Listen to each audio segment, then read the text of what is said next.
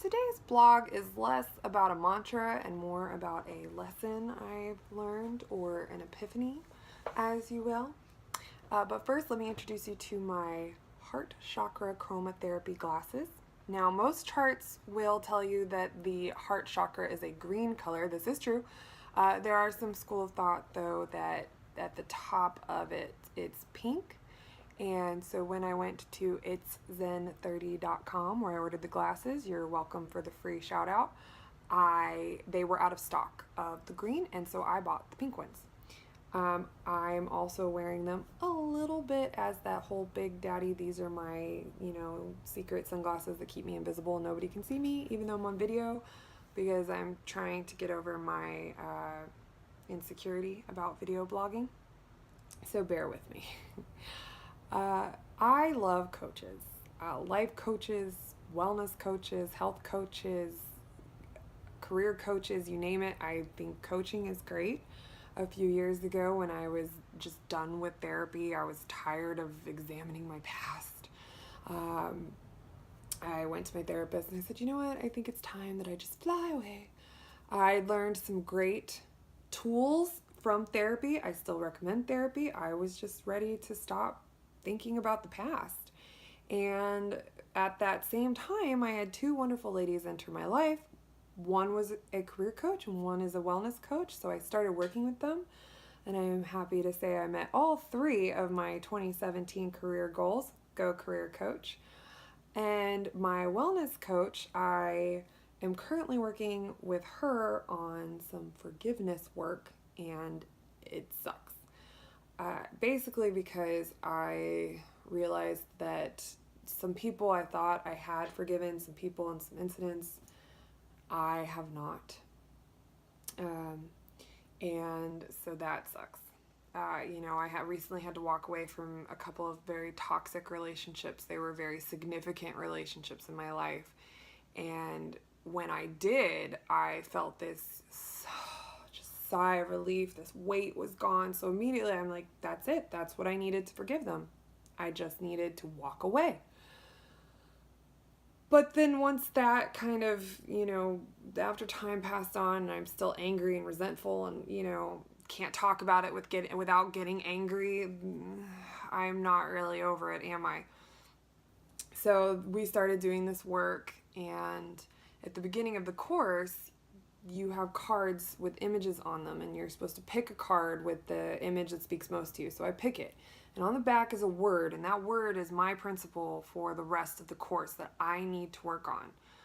So I turn mine over, and my word is compassion, and I'm like, compassion, okay, I'll take it. Okay, I get it. We're doing a forgiveness course. Obviously, compassion's a part of forgiveness. Okay. But I'm a full-fledged empath. I'm a very empathetic person. So what about compassion do I need to work on? If I'm empathetic, I'm compassionate, right? So, every personality test I take, the Myers-Briggs, numerology reports, astrology reports, whatever they are, they all tell me, they all are very heart-centered results. And yet, they all also tend to tell me in the advice portion that I need to work on compassion. But I just kind of, thought that's my heart chakra is out of balance. I'll work on my heart chakra. I still really didn't think that an empathetic person could have a problem with compassion until the other night when I had a fight with my husband. He lost his temper very quickly with our littlest one, and my husband doesn't lose his temper easy, especially not with kids.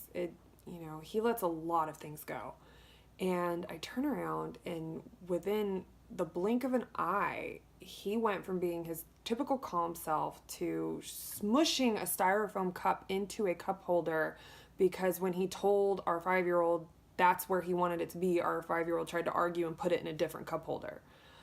And, I looked at him and I'm like, you're acting like the 5-year-old, smushing the cup in the, in the cup holder. What's the deal?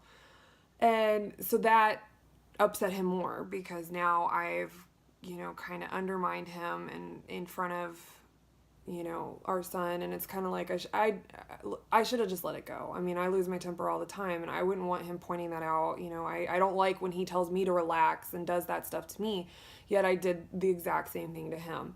And on top of that, we go home, and when I asked him, what was the deal with that?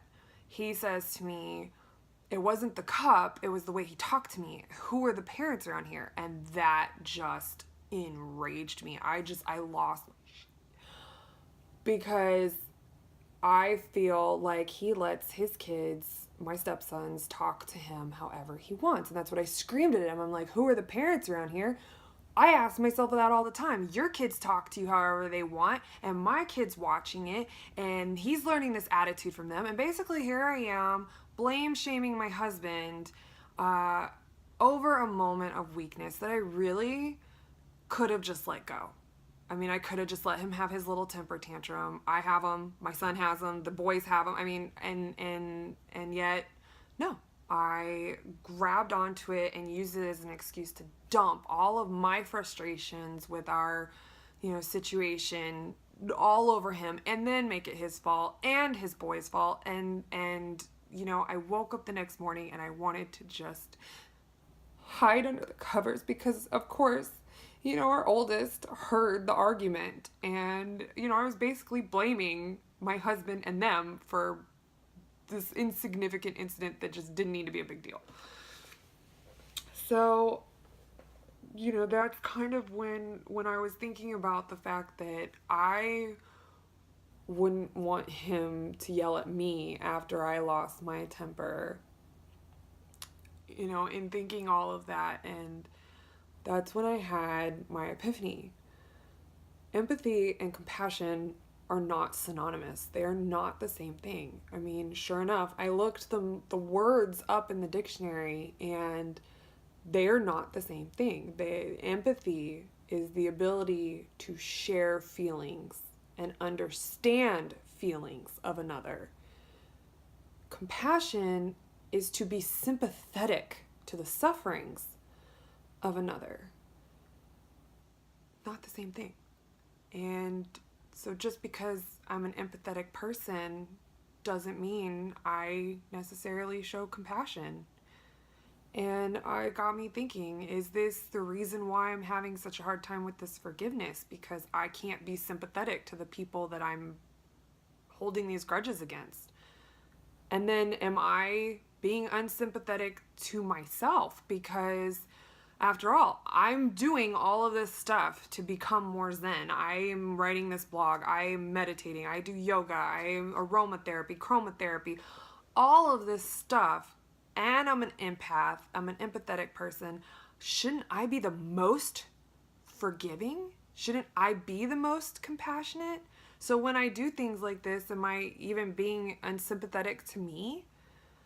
And then I'm looking back at, where does my lack of sympathy come from? And it stems from this attitude that if I should be able to overcome something, so should you.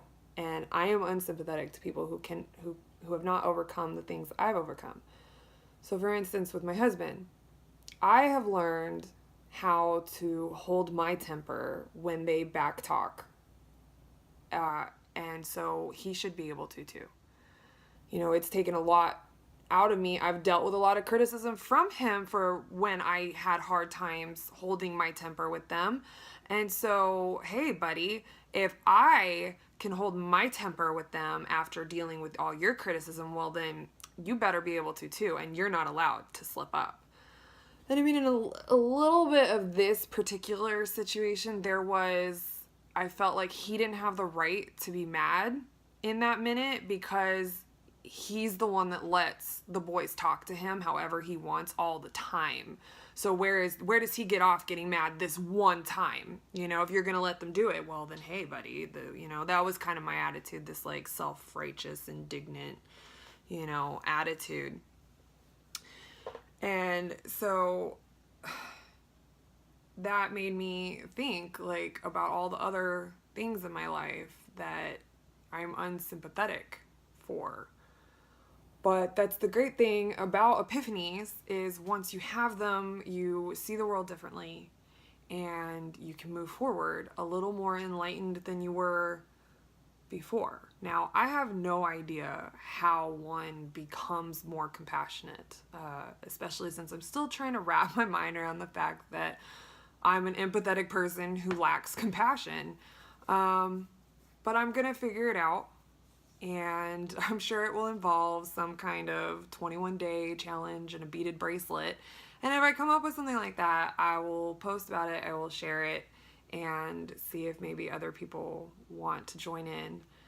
In the meantime, thank you to anybody who has sat through this video blog, which I'm sure was just a bunch of ramblings. I would love positive and constructive feedback in the comments to help me get better at video blogging.